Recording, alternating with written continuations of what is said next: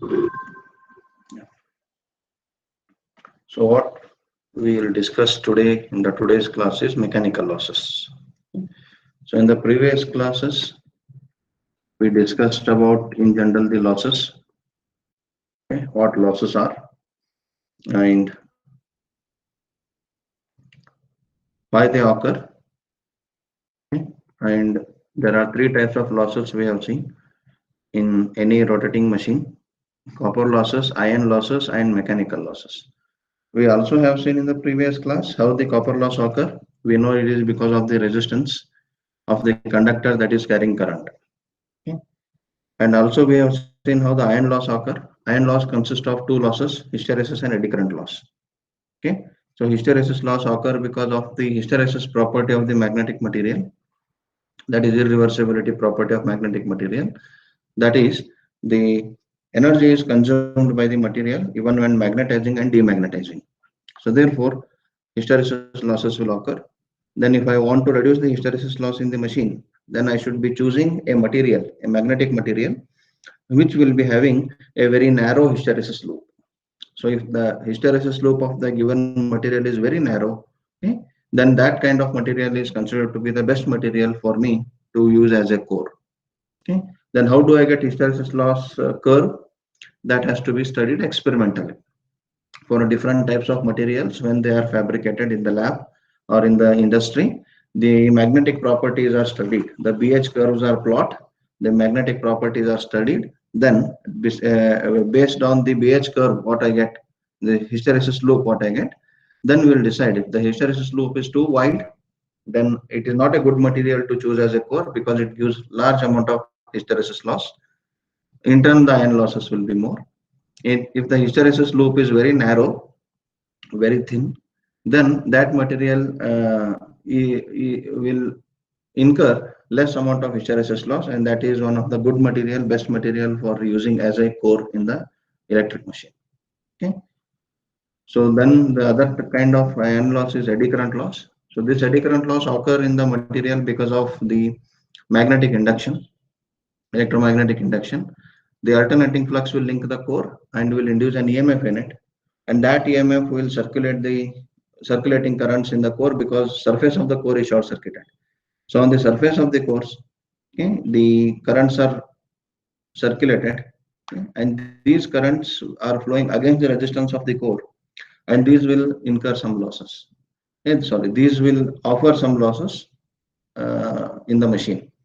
Okay, and if the core area is very large, the resistance of the core is very less, and the eddy currents are very large, which will result in square times the eddy current losses. Okay, the eddy current losses will be proportional to the square times of the current. Therefore, huge amount of eddy current losses are obtained if the area of core is very large. But I can't reduce area of core randomly as I need sufficient mechanical thickness of the core. Hence, we use the laminated core. Okay, and with the use of laminated core, we have seen the eddy current losses are reduced to a very large extent. Okay. So this is what we have seen in the last class. So today we will look into the mechanical losses.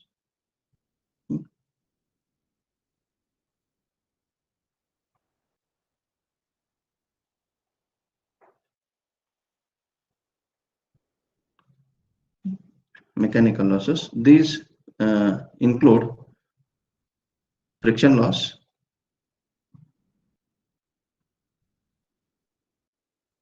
basically mechanical losses are friction losses only, and windage loss.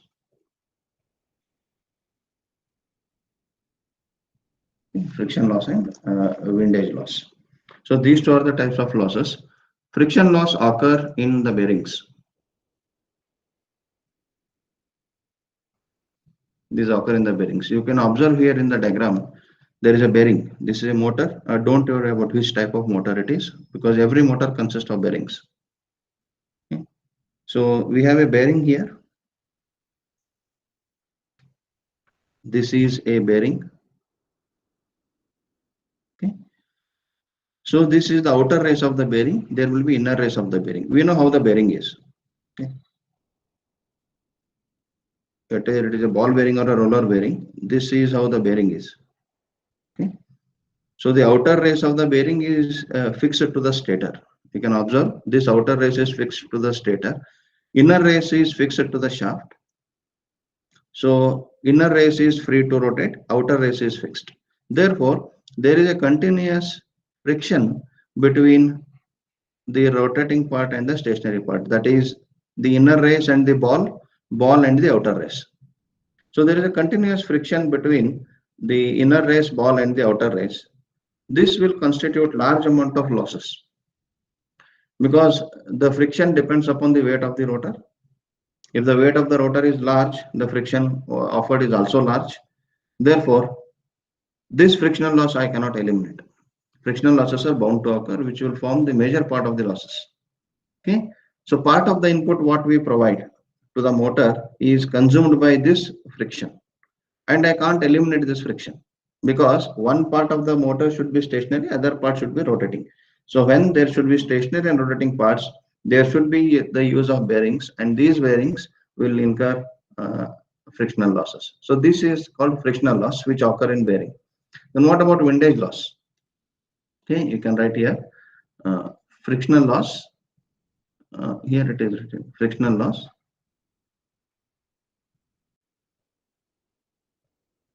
Frictional losses, this occur in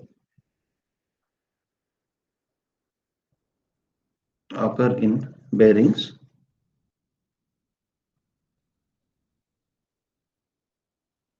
due to friction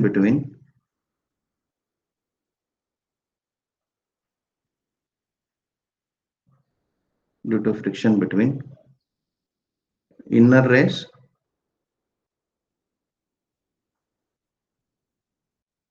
ball or rollers. If the size of the machine is large, generally we use roller bearings. Roller bearings will incur more frictional loss because see, this is a ball which is a spherical structure. Okay.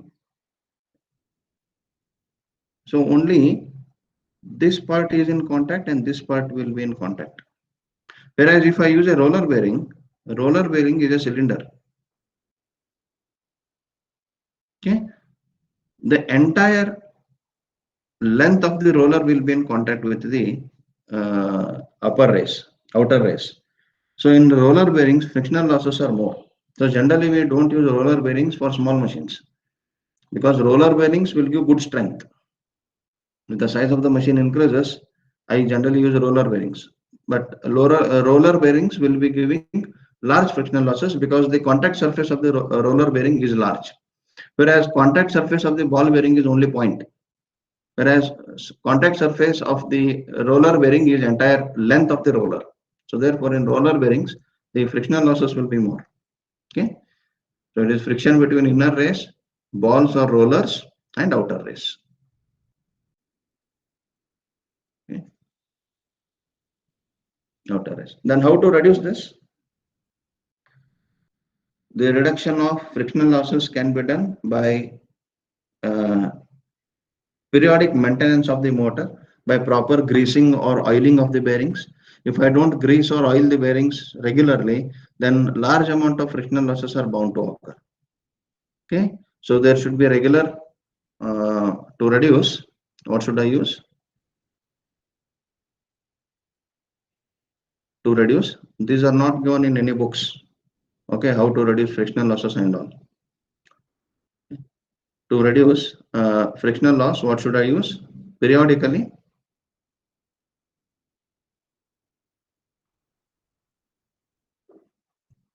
we should maintain motor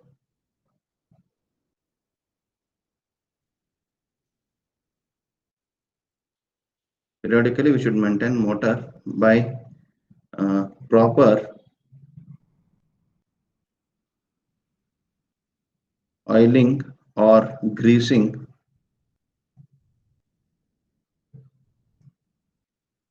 of bearings, because these will contribute large amount of losses. That is the problem. If I don't maintain bearings, which is very small part of the motor, it will incur large amount of loss. Okay, so this is frictional loss. Then windage loss.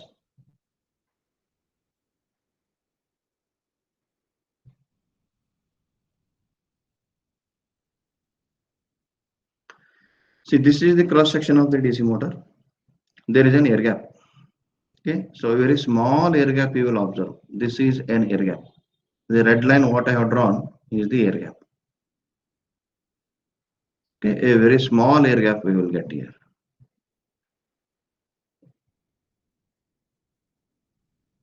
Okay, though this air gap is very small, this is the rotating armature. The armature rotates. You can observe the air gap here. This is the air gap. It is not even visible properly. This is a small air gap here, which will be a fraction of millimeter. Generally, the air gap will be fraction of millimeter. So because of this air gap, there is rotation of the armature or rotation of the rotor, and this rotation of the rotor will experience the resistance offered or opposition offered by the air in the air gap to rotate. Okay, why this happens? Because generally we don't observe if the space is very large. If the rotor start rotating in a larger air gap, then the frictional losses, the windage losses may be very less. So what basically windage loss are? Okay, so this is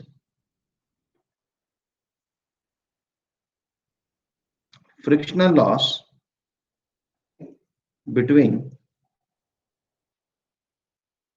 rotor and air in air gap. Now you may ask a question, how come there can be a friction with air? The friction with air will occur if the space is very restricted.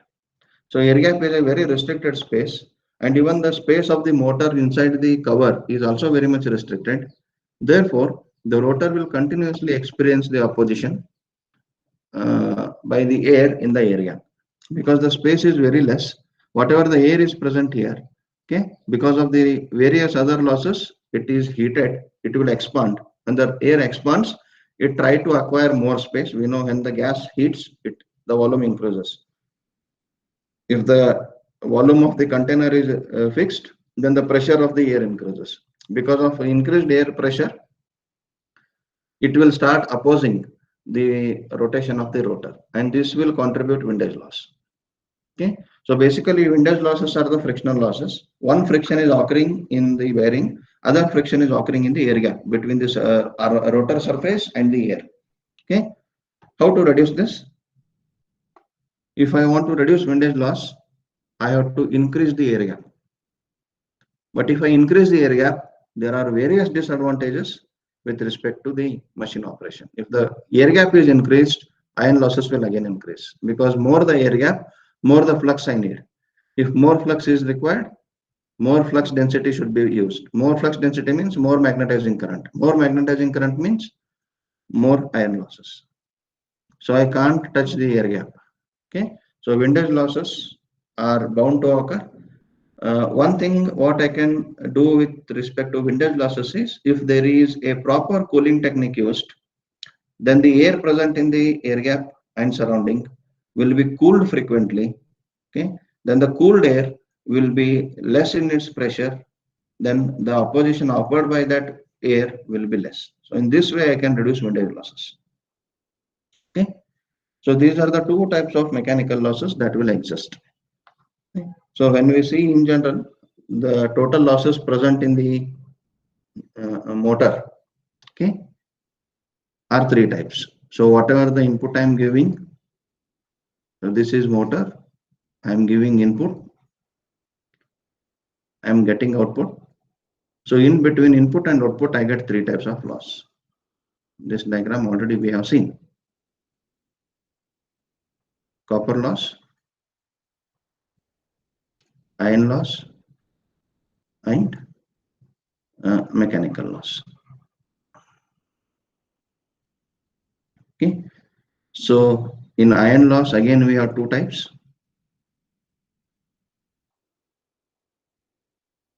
Hysteresis loss and eddy current loss. In mechanical loss, again we have two types.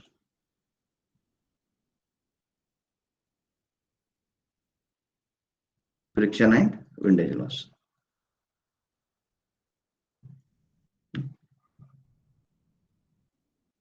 So this is the uh, total picture of the losses. Okay, the complete picture of the losses in any rotating machine. These losses will occur in any rotating machine, not only in DC machine. Okay, then the nature of losses are different. Okay? Basically, if you see the copper loss, okay, let me take the copper loss. Where all these occur, they do not occur only in the winding. These occur in winding, okay, brushes, commutator segments, okay, then occur in armature winding. Let me take armature winding. Then these occur in field winding, though they are very less, but they occur. Main field winding, interpole winding,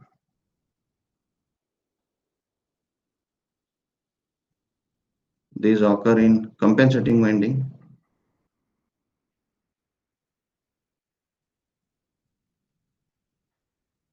these occur in contacts. Okay. So these are the places where these copper losses will occur. Okay. And these copper losses are depending upon the line current and armature current, depends on line or armature current, and current depends on load,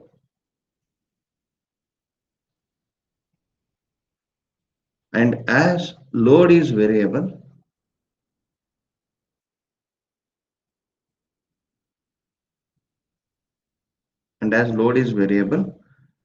copper losses are variable losses.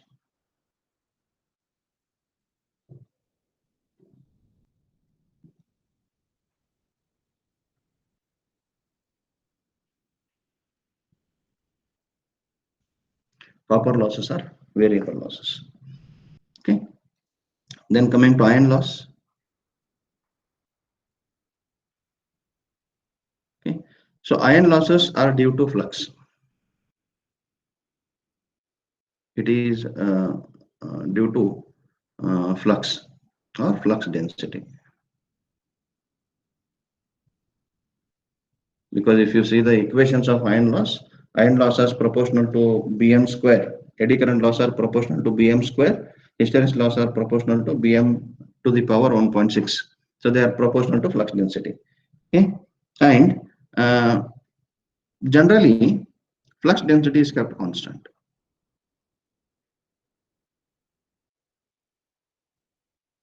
Flux density is kept constant in any machine, not only in DC machine. It's kept constant. Therefore, iron losses are practically constant.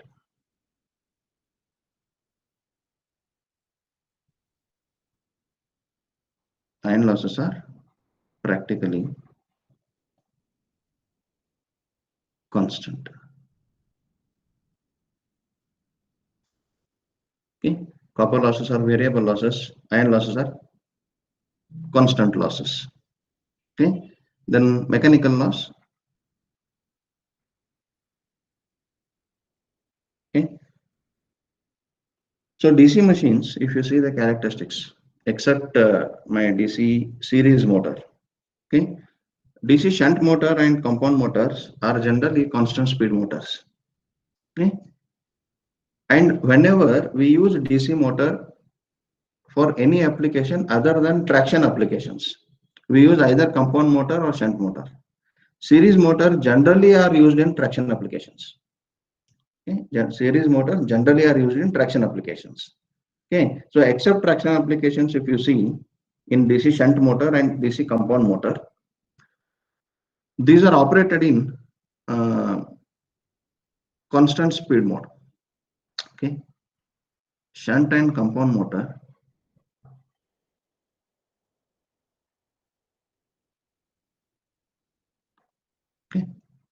are operated at constant speed. Operated at constant speed. Okay. And with constant speed, my friction and windage losses will also remain constant, because if the speed is zero, mechanical losses are zero. Okay. So if the speed is increasing, mechanical losses are increasing. So with constant speed, at constant speeds,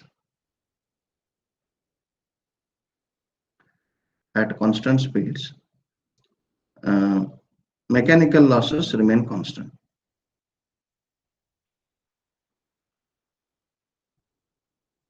Remain constant practically. Okay. So out of three losses, one is completely variable, two are practically constants. Okay.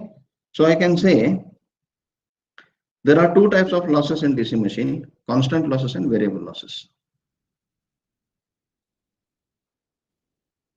Losses in DC machine. Okay.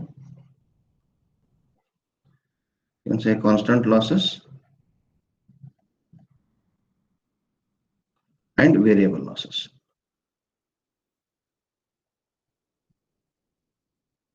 Okay. So constant losses include iron loss plus copper loss. Sorry, iron loss plus mechanical loss. Combinedly will give constant loss, whereas variable loss is copper loss.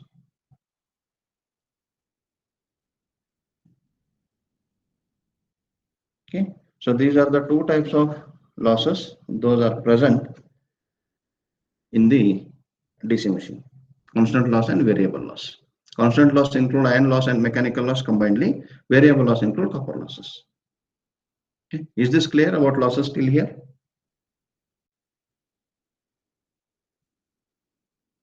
Yes, sir. Okay. So then we'll move to efficiency of DC motor, which is the main part we have to know for any motor operation or for any motor performance.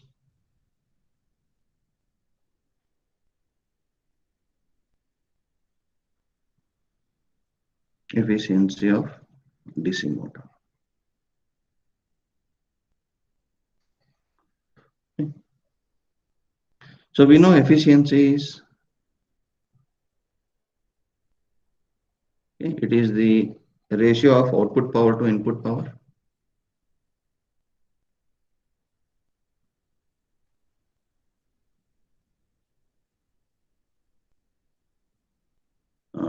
Percentage efficiency, ratio of output power to input power multiplied by 100. Okay. But for any motor, output is very well known because it is given in the motor rating: a 10 kilowatt motor, 15 kilowatt motor, 5 kilowatt motor, 3 kilowatt motor, or 1 HP motor, 3 HP motor, 5 HP motor, 10 HP motor. So whatever the power for any machine is specified, that power is always the output power. Okay, that power is always the output power. So I know the output. Okay, so efficiency can be written as in other two ways. I can write efficiency is equals to output divided by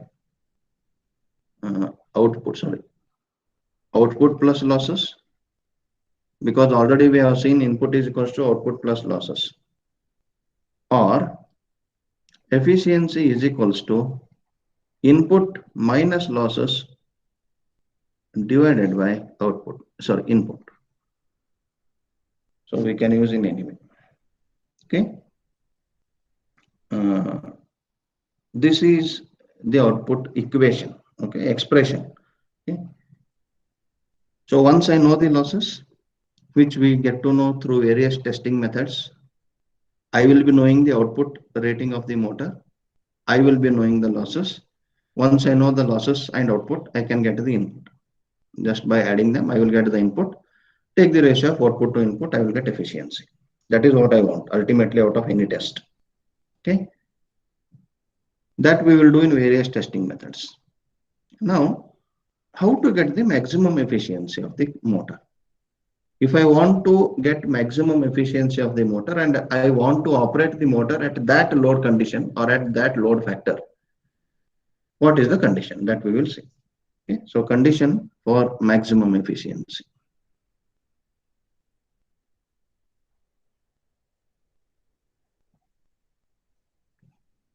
What is the condition for maximum efficiency in transformer? Iron loss is equal to copper loss. Iron loss is equals to copper loss. Okay, I will write it here. Iron loss is equals to copper loss. This is for transformer. Okay, I just want to note this. I will come back to this point. Condition for, it's maximum efficiency.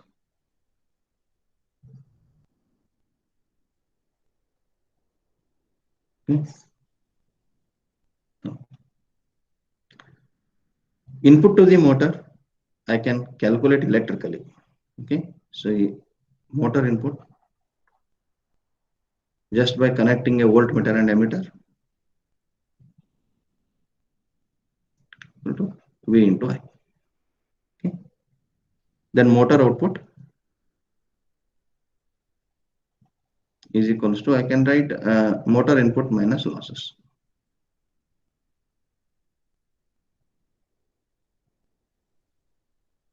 Motor input minus losses. Then what are the losses? Okay. So losses are motor input minus motor losses. Let us take this way. So what are the different types of motor losses? One is copper loss plus iron loss plus mechanical loss. Okay. So these are the three losses. But we have seen just now that copper losses are variable losses. Let me consider copper loss in armature as of now. Let us not take the copper losses in the every part. So let it be Ia square Ra. And we have seen this iron losses and mechanical losses combinedly form constant loss. Okay, just now we have seen because flux density is kept constant. Why flux density is remaining constant? Because I am operating the machine at constant voltage. If the input voltage is constant, flux will remain constant. Area of the machine is same, therefore flux density will remain constant. Therefore, iron losses will remain constant. And generally, shunt and compound motors are operated at constant speeds. My mechanical losses will also remain constant for shunt and compound motor. That is for shunt and compound motor only. Okay. Therefore, I can combinedly take it as constant loss. I will give it a name as WC, constant loss. Okay. So motor losses is equals to Ia square Ra plus constant loss WC. And therefore, efficiency of motor is equals to output, motor output divided by motor input. Okay. So this I will write it as input minus losses because output is taken as motor input minus motor losses.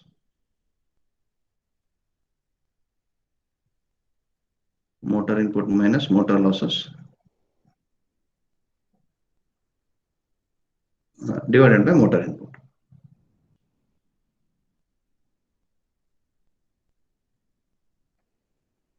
Efficiency is equals to, I can write motor input is V into I minus motor losses are Ia square Ra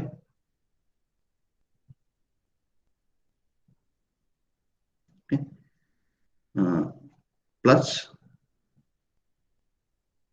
WC divided by V into I. Okay. Or I will write it as V into I minus IA square RA minus WC divided by V into I. Or I will take V into I common in numerator and denominator. So what I get is 1 minus IA square RA divided by V into I minus WC divided by V into I divided by 1. So divided by 1 not necessary. So this is equals to 1 minus IA RA divided by V minus WC divided by V into I. So this is my efficiency expression. Then when do I get the maximum efficiency? Let me take it as I into R. Or let IA is nearly equals to I, where I is the line current, okay? Line as ISH is much less than I. Okay. So IA plus ISH is equal to I. And as ISH is very less when compared to line current, I will just neglect it for the sake of analysis. Therefore, efficiency will be equals to 1 minus IRA divided by V minus WC divided by V into I. Now observe the RHS. There is only one variable current where others are constants. Resistance of armature is constant because once the winding is wound in the machine, it won't change. Applied voltage is constant because I am operating motor at constant input. Constant losses are practically remaining constant. So therefore only variable is current. Then how to get maximum efficiency? Condition. The maximum efficiency occurs when the variable in the expression, okay, do not vary, or the expression do not vary with respect to the variable. Okay. When the quantity that is being expressed in equation, the quantity that is expressed in equation is efficiency. So when the expression do not vary with respect to variable, at only one point that will happen.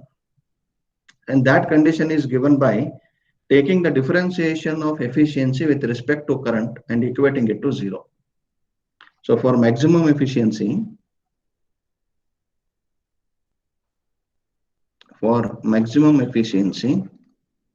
take differentiation of efficiency with respect to current and equate it to 0. What does this equation mean? That is important understanding, because every time we do this in transformer also we did the same thing. Okay.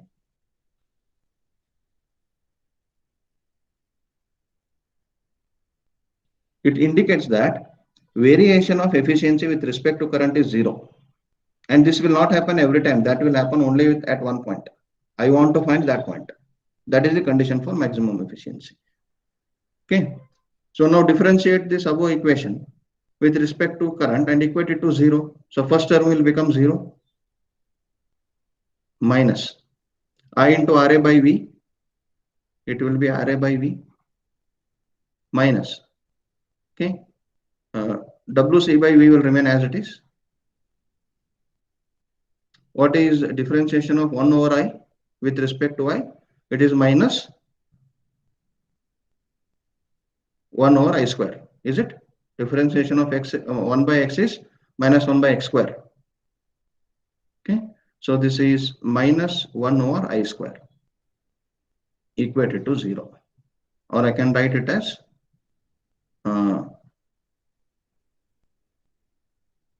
RA by V is equals to, or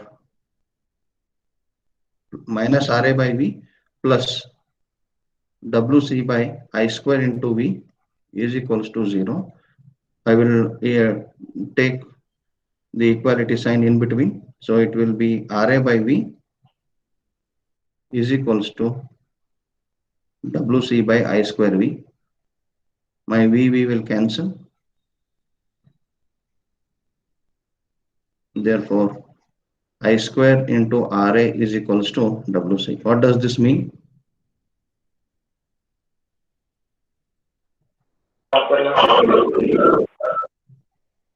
Copper loss is equals to Constant loss.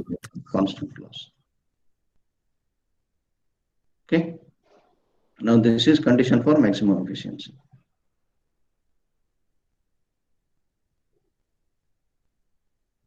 Okay. Or I can write copper loss or variable loss, we know. Okay. So variable losses is equals to constant loss. So when variable loss become equals to constant loss, the condition for maximum efficiency occurs, or at that point, the efficiency is maximum for the machine. What is for transformer? Iron loss equal to copper loss. What are iron loss? Are they remaining constant in the core? Yes, sir.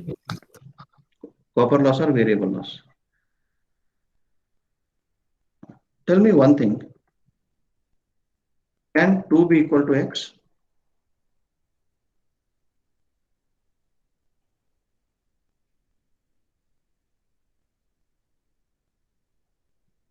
I will write two expressions, x equal to 2 and 2 equal to x, which is correct.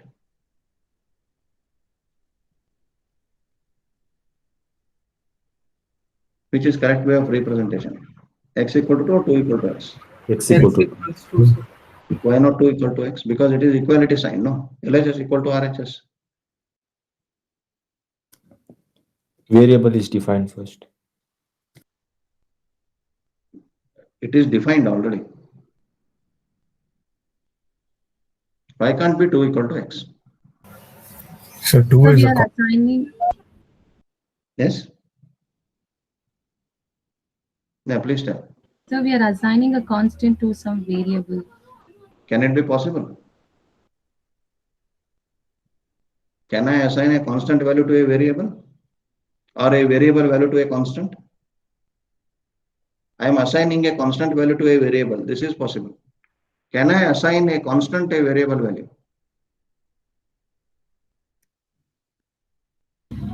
No, sir. No. Then what you people have told very generously here, for transformer, iron losses equal to copper losses. So only I have noted it, and I told I will come back to this point, because you people are wrongly defining the condition for maximum efficiency. You means not only you, your previous generations of students also did the same mistake. Why? Because in the textbooks, while deriving, it comes iron losses equal to copper losses. Even the textbooks have not shown the generosity to correct it. In most of the textbooks, there is a mistake. Iron losses cannot be equal to copper losses, because iron losses are constant losses. They will remain as they are at no load condition, partial load condition, full load condition, overload condition. So copper losses are the one which are varying from 0 to its maximum value. When armature current is 0 in the motor, copper losses in armature are 0. When armature current is full load current, then copper losses in the armature are full load copper losses. So in the journey of 0 to full load value, copper losses will take one value, which is iron loss, equal to iron loss. So, and always remember, in any machine, full load copper losses are always greater than full load iron losses. Okay. Full load copper losses are always greater than iron losses.